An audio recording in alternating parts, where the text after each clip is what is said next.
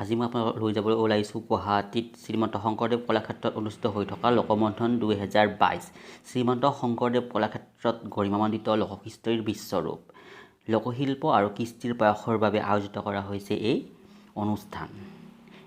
এই অনুষ্ঠান 21, 22, 23 আৰু 24 ছেপ্টেম্বৰ তাৰিখলৈ গুৱাহাটীত শ্ৰীমন্ত শংকৰদেৱ কলাক্ষেত্ৰত অনুষ্ঠিত হৈছে। দেশত তৃতীয়বাৰৰ বাবে এই লোকমন্থন আয়োজন কৰা হৈছে। আগতে বাহিৰা ৰাজ্যত হৈছিল, এতিয়া পোনপ্ৰথমৰ বাবে গুৱাহাটীত শ্ৰীমন্ত শংকৰদেৱ কলাক্ষেত্ৰত অনুষ্ঠিত হৈ আছে। গতিকে আপোনালোকে আহক, ধুনীয়া কনষ্টেণ্ট হয়। গতিকে নৰ্থ ইষ্টৰ চব ৰাজ্য বা অন্য ৰাজ্যৰে বস্তু আপোনালোকে দেখিলওক ইয়াত দেখিবলৈ পাব লোকমন্থনত। আহক মই ভিডিঅ'টো আৰম্ভ কৰোঁ। ধুনীয়া এটা পৰিৱেশ, আপোনালোকে যি বস্তু বিচাৰি আপোনালোকে ইয়াত পাব। আপোনালোকে বেছি দূৰ নহয়, গুৱাহাটী শ্ৰীমন্ত শংকৰদেৱ কলাক্ষেত্ৰত হৈ আছে। আৰু চব বেছিভাগ বাঁহৰে বস্তু বনাইছে, সিহঁতে বাঁহৰে হেংগিং বনাইছে, চব বাঁহৰে বস্তু বনাইছে। অসমৰ যি বাঁহৰ পৰম্পৰা, সেই পৰম্পৰা তেওঁলোকে ৰক্ষা কৰিছে। আৰু এই প্ৰথমতে ভূপেন হাজৰিকা আৰু বীৰ লাচিত ফুকনৰ প্ৰতিমূৰ্তি আছে।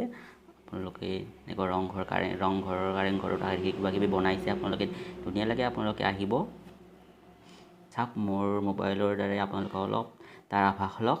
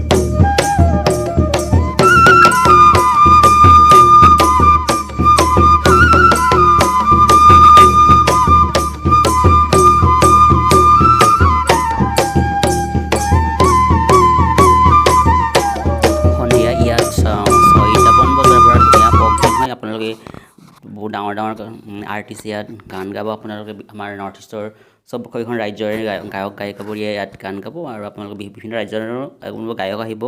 6টাৰ পৰা আপোনালোকে সাংস্কৃতিক অনুষ্ঠানো আৰম্ভ কৰিব। এটা সাংস্কৃতিক অনুষ্ঠান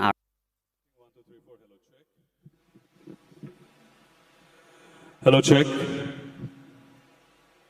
नमस्कार, यहाँ उपस्थित सभी को मेरी तरफ से आदर प्रणाम। मैं उदयन द्वारा तहे दिल से आप सभी का लोकमंथन 2022 तहे दिल से स्वागत करता हूँ।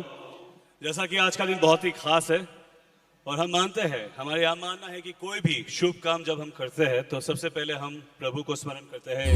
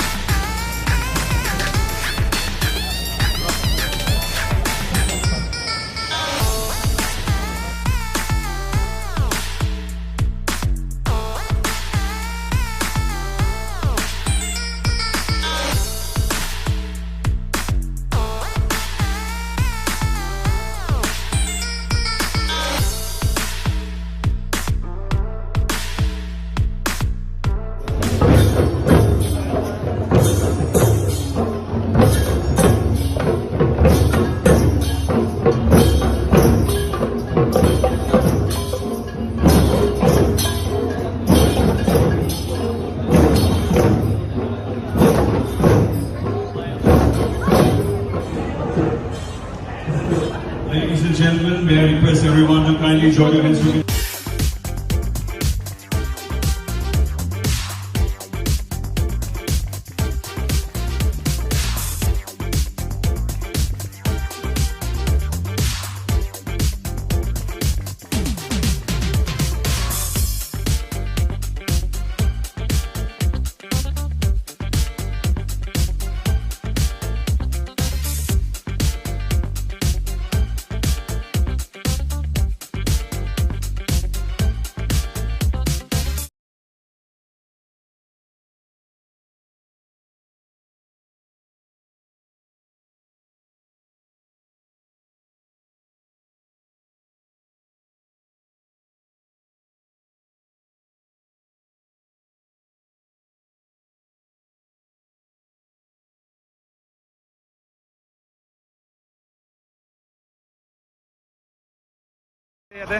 তো চিন্তা করো।